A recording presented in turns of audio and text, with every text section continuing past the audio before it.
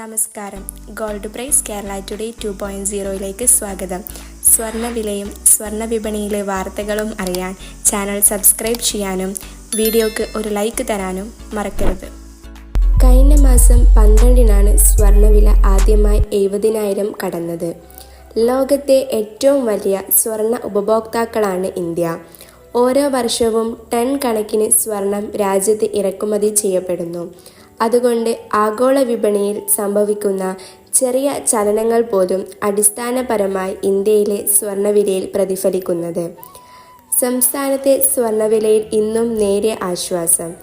കഴിഞ്ഞ 2 ദിവസങ്ങളിലായി വിലയിൽ 1,800 രൂപയുടെ ഇടിവാണ് സ്വർണ്ണ വിപണിയിലുണ്ടായത്. ഇന്ന് നിരക്കുകൾക്ക് മാറ്റമില്ലാതെ തുടരുകയാണ്. ഇതോടെ 70,040 രൂപയാണ് ഒരു പവൻ സ്വർണത്തിന് ഇന്നും നൽകേണ്ടത്.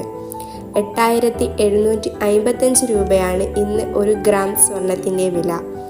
മെയ് മാസം ആരംഭം മുതൽ വിലയിൽ കുറവ് രേഖപ്പെടുത്തി വരുന്നത് പ്രതീക്ഷയോടെയാണ് ഉപഭോക്താക്കൾ കാണുന്നത്.